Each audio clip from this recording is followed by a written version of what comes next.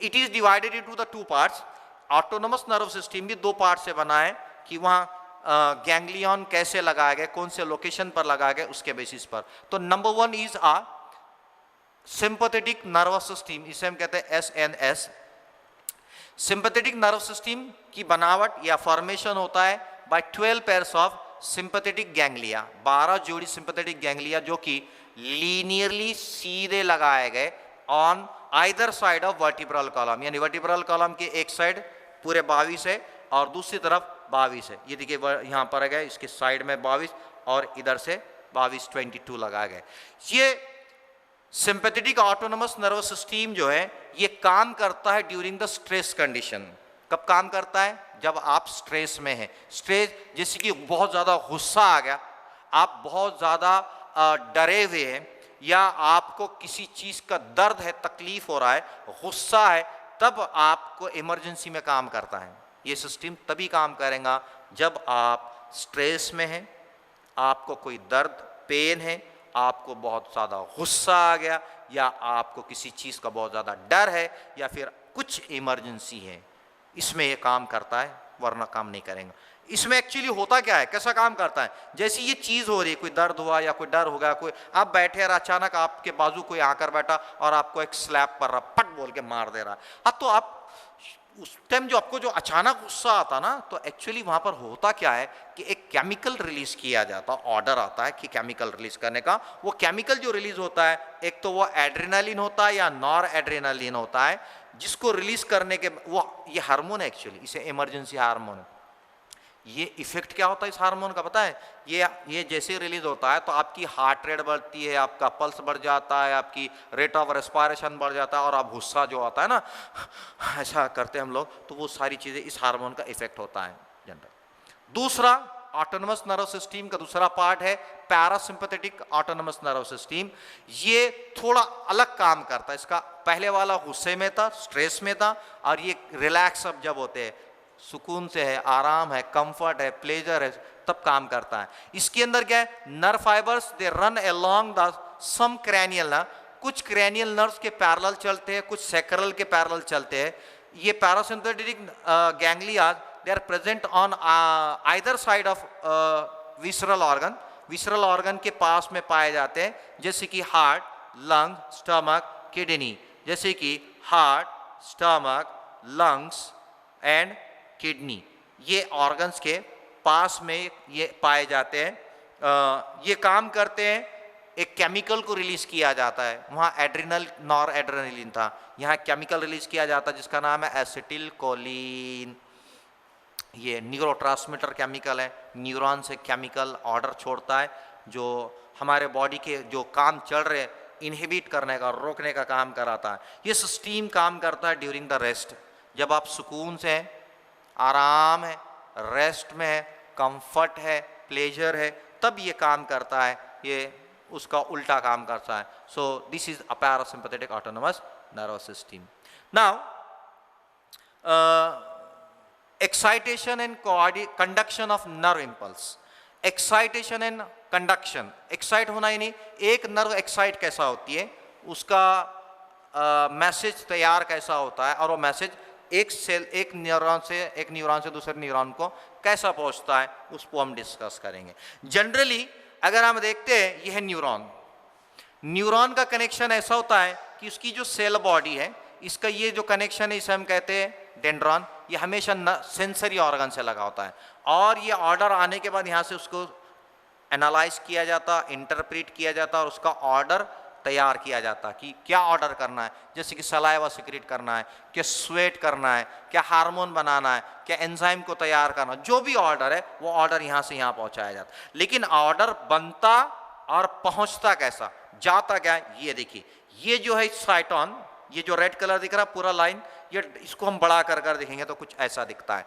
बड़ा कर देखेंगे तो नॉर्मल कंडीशन में ये साइटोन का जो न्यूरॉन का जो एक्सॉन है, एक्सॉन के अंदर जो फ्लूइड होता है, अंदर फ्लूइड, अंदर का जो सेलुलर इंटीरियर पार्ट है वहाँ अक्सर ज़्यादा इलेक्ट्रोनिगेटिविटी बहुत ज़्यादा होती है, ज़्यादा निगेटिव चार्जेस आयंस होते हैं, देखिए बहुत कम पॉजिटिव आयंस होते हैं। लेकिन उसके बाहर का जो सेलुलर फ्लूइड है, एक्स्ट्रा सेलुलर फ्लूइड, उसके बाहर वहाँ निगेटिविटी बहुत कम है, लेकिन पॉजिटिव आयंस, कैटायंस एनायंस की बात कर रहे हैं हम, तो पॉजिटिव आयंस बहुत ज़्यादा होते हैं। जैसे ही यहाँ पर किसी चीज़ का चुभ गया या टेम्परेचर बढ़ गया या किसी चीज़ का टच हो गया या चटका लग गया, जब भी ये इम्पल्स जनरेट होता है तो फौरी यहाँ पर इन्फ्लक्स हो जाता है। इन्फ्लक्स मतलब इसकी मेम्ब्रेन की परमेबिलिटी बदल दी जाती है, अंदर के आयंस बाहर चले जाते और बाहर के आयंस अंदर आ जाते। अंदर आने के बाद फौरी क्या होता है कि जो एक पोलैरिटी तैयार होती है और इम्पल्स बनकर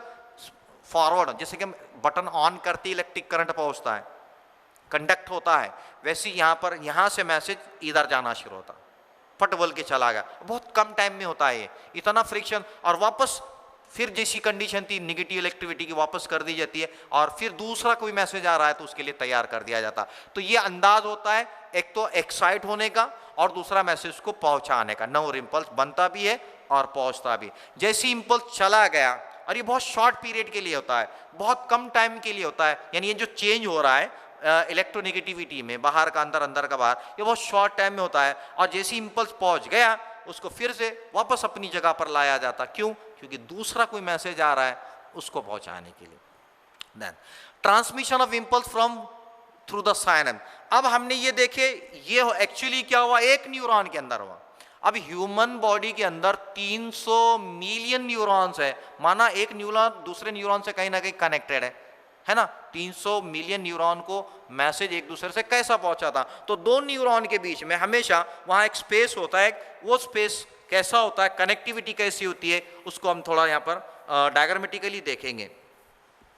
अब एक न्यूरॉन, ये एक न्यूरॉन है, ये इसका साइटॉन, ये इसका कनेक्शन आ गया जैसे कि स्किन से लगाया गया, हो गया। यहां पर ये एक्सॉन आ गया, ये है एक्सॉन, ये एक्सॉन का एंड है। उसके बाद दूसरा चालू हो गया, ये है इसका डेंड्रॉन। अभी आ गया, इसकी एक न्यूरॉन हो गया। अब दूसरा न्यूरॉन जब शुरू होता है तो ये उसका एक्सॉन, डेंड्रॉन, ये आ गया यहां पर। फिर ये इसका आ गया साइटॉन, ये, और फिर ये आ गया उसका एक्सॉन, ये हो गया साइटॉन, ये हो गया डेंड्रॉन, ये हो गया साइटॉन, ये हो गया डेंड्रॉन। ओके, अब ये मैसेज क्या हो रहा है, एक न्यूरॉन में यहां जनरेट हो गया ऐसा, क्योंकि यहां पर इलेक्ट्रोनिगेटिविटी बन गया, रिफ्लेक्स हो गया, वहां पर मैसेज बनकर आगे आ गया, मैसेज यहां तक पहुंच गया। अब सवाल है कि मैसेज ये न्यूरॉन से ये न्यूरॉन को कैसे जाता, okay, how it goes, how it is transmitted.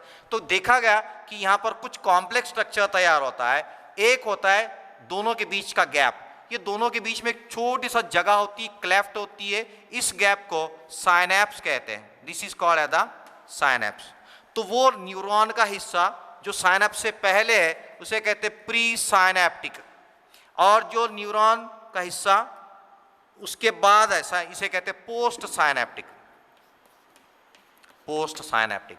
अब होता क्या है यहां पर कि जैसी इंपल्स बन गया, बनकर यहां पर आ गया, ये जो प्री साइनैप्टिक वाला पार्ट है, प्री साइनैप्टिक वाला पार्ट, इसके अंदर छोटे छोटे कुछ बैग लाइक स्ट्रक्चर्स प्रेजेंट होते हैं, बैग लाइक स्ट्रक्चर्स होते हैं, पाउचेस होते हैं, यहां पर देखेंगे आप, ये bag like pouches like structure. इसके अंदर केमिकल मैसेंजर्स होता है, केमिकल्स प्रेजेंट होता है, केमिकल मॉलिक्यूल्स होते हैं। वो केमिकल होता है in the form of acetylcholine, acetylcholine present होता है। तो जैसी इंपल्स यहां पर आ गया तो ये इसको ऑर्डर आता है, ये मेम्ब्रेन से निकलकर एसिटिल कोलिन छोड़ दिए जाते। छोड़ने के बाद ये दोनों के बीच का जो गैप है जिसे हम साइनेप्टिक क्लेफ्ट कहते हैं, ये गैप भर दिया जाता। गैप भरते ही इसको टच हो गया, इसकी मेम्ब्रेन में यानी पोस्ट साइनेप्टिक मेम्ब्रेन को मैसेज टच होते हैं, इसकी मेम्ब्रेन की परमिएबिलिटी बदल जाती, वो आयंस इसके अंदर एंटर कर लेते हैं। जैसे इसके अंदर एंटर कर लेते हैं तो अब ये वापस इसको जगह बनाकर रखना पड़ता। क्यों? क्योंकि अगर कोई दूसरा इंपल्स आ रहा तो मिक्स हो जाएगा, दो मिक्स मैसेजेस नहीं होना बोलकर, फॉर ये केमिकल छोड़ा जाता एसिटिल कोलिन ईस्टरेज।